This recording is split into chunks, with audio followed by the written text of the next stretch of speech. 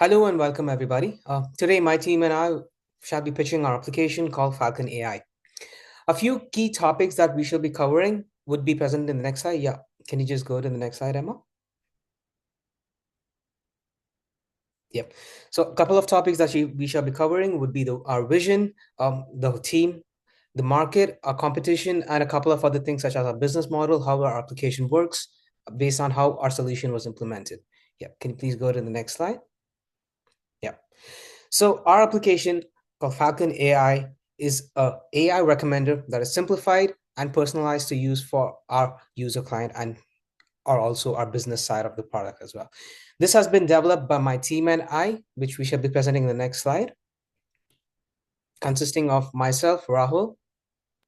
Hi, I'm Khizr. Hi, I'm Emma. Hello, I'm Shreya. Yeah, thanks for the introduction, team.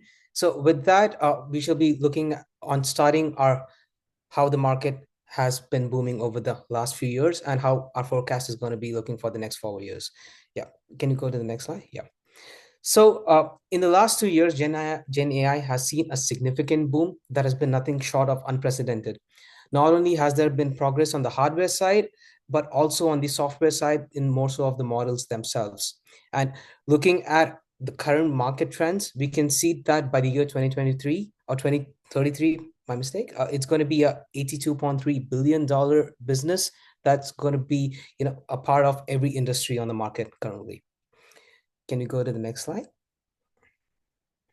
Yeah. Our target customers are going to be either individual users or small to mid-sized businesses that are having maybe some barrier or a significant barrier of entry to the market. And our solutions, or the reason they want to implement the solution in general, would be to maybe streamline their application development, or maybe they want to optimize their existing models on how their services are being implemented currently, or maybe they just want to have a go or have a taste into what this market or business could lead them to. Can we go to the next slide? Yeah. So the current problem that a lot of these small or mid-sized businesses or individual users are facing are presented as three simple questions. What is the right model for them? How do you choose the right model for implementing the solution? And how do they choose the model that's also relevant and also up to date and can stay on top of what the task intends or requires them to do? Can you please move on to the next slide? Yeah. So current solutions on the market are primarily deployed in two different ways. One is that they're either generic tools or platforms that just give an overview on what the market has and maybe just has some couple of lines implemented in terms of what the parameters could be or just a brief description on what the model does, but not much of insight towards what the business side needs in particular. Or the second way you can go is you could hire a consultant. He's going to the company or the individual you're providing the consultation fees towards will going to give you insight, but it's going to be really expensive, and also the insight is going to be extremely biased, and there could be a delay on when the insights could be delivered towards you. I'm going to hand over the next few slides talking about our approach to Emma. Over to you, Emma. Hi.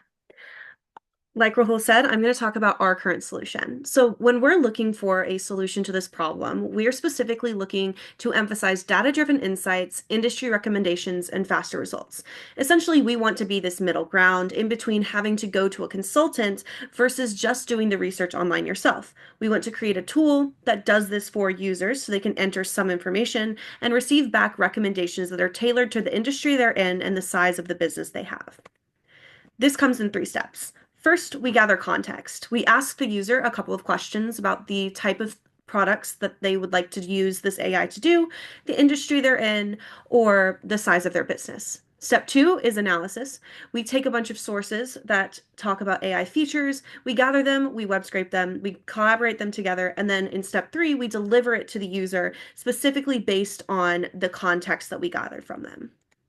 So when we look to what the program in the tool actually does, it is 3 steps. First, we have data collection. We go out to the different data sources that look into the different features of AI and give us a couple of the useful characteristics that might be what makes or breaks it for a user wanting to use it in their industry. We validate that data, ensure that only the necessary aspects of those web scrape tables are the ones that are being part of this recommendation. And then we visualize the data for the user, giving them the ability to not only parse through the recommended systems, but also the systems that perhaps weren't recommended for them but could still be useful, and give them a visualization of some of the different features of the AI. How this works is, in terms of the interface, is we ask the users for context, it does the online research, and then in a visualization tool, they are given the ranks, the recommendations, and general tools to visualize exactly what's coming out in each of the different categories.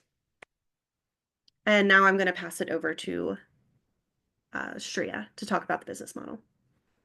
Yeah. So let's explore our business models in greater depth. To ensure sustainable and diversified revenue, we focus on three key streams, starting from the subscription model. So clients subscribe to our platforms for continuous support, insights, and reports. This model offers scalability and affordability to small to mid-sized enterprises. So our clients save time by avoiding endless research, and they get ongoing expert-based updates on how to improve ROI from their AI tools. Next slide, please. Next, we have training sessions, which are a cornerstone of our model because many businesses want to empower their employees through AI knowledge. Through our workshops, employees learn to implement AI systems, saving the company time and money on repairs. We use hands-on examples and simulations to teach practical applications of LLM. Slide. Finally, we have a managed services where we use to cater to clients who need end-to-end support. Our dedicated team works around the clock to address clients' needs.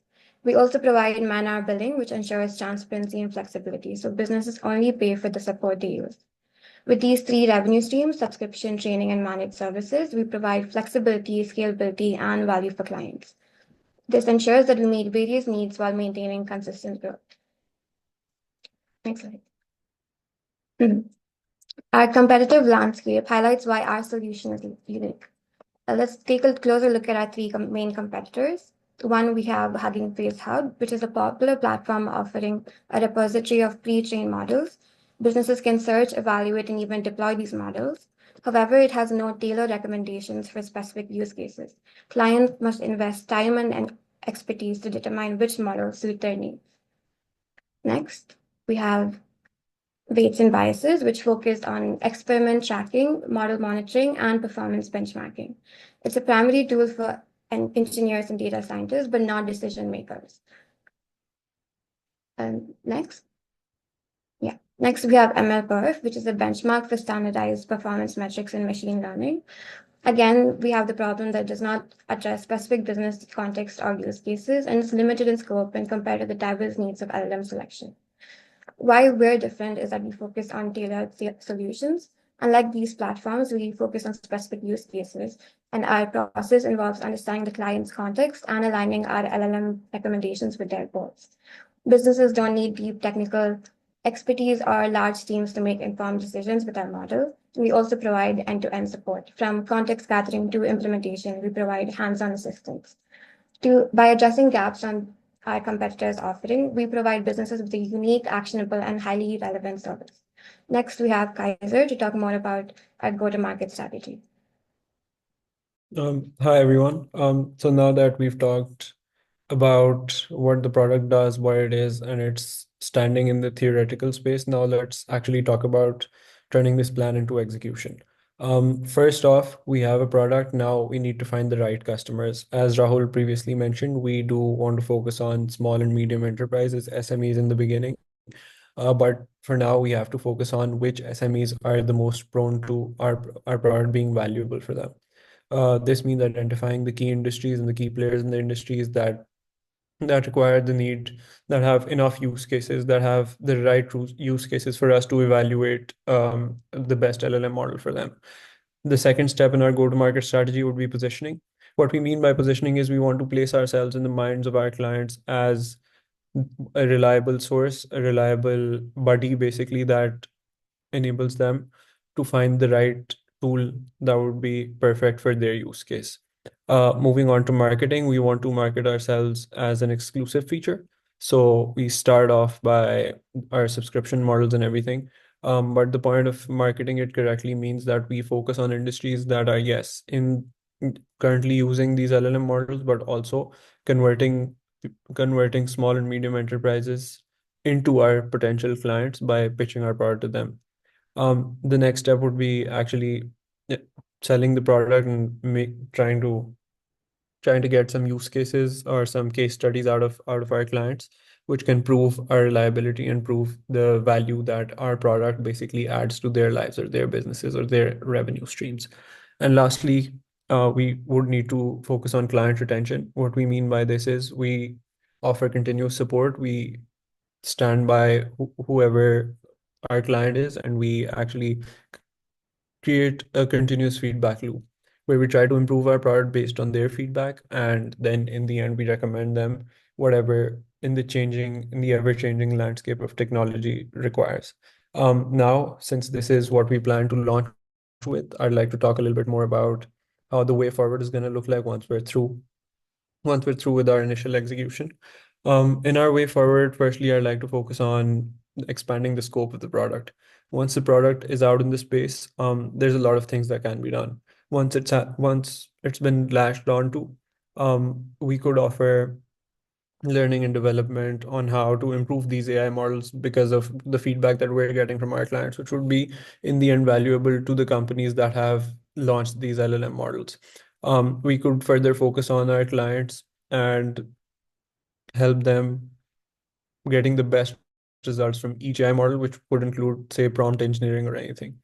Lastly, since we've talked mostly about SMEs, an essential feature to focus on right now would be that with the growth of the product, with the growth of the tech industry, with the growth of the LLM industry, we could focus more on, say, bigger clients, like move away from SMEs, like not entirely away, but keep SMEs in their place and then help bigger or larger companies as well. Secondly, I'd like to talk about benchmarking. As I said before, our positioning strategy would be that we want to become a reliable source that everyone can depend on. Everyone can look at us and say, "Oh, this is the right LLM model for me." And we want to become that place. So right now, since we're using data from quite reliable sources, we want to basically essentially publish our own data, go out, talk to users on what's working for them, what's not working for them, and then establish ourselves as a benchmarking benchmarking company where any LLM basically depends on us to be the award they want, to say that, oh, we're certified by Falcon AI. And lastly, I like to talk about self-learning, which means that yes, we will be taking feedback from our customers and we will be like publishing case studies on that. But the most essential thing is we improve our product as we go.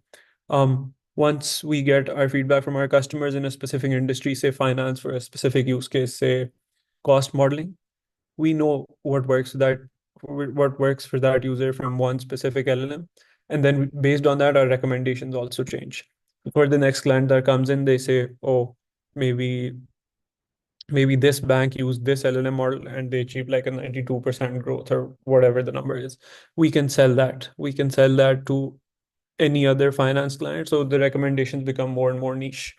So yeah, I think the overall goal of the product is pretty evident. We want to help everyone. We want to start off small. We want to end up big. And yeah, this is Falcon AI for you. And we'd love to talk to you more. Yeah. Thank you, Kaiser. And thank you everybody for listening. Obviously, next steps is what we're looking for is investment to help make this a reality.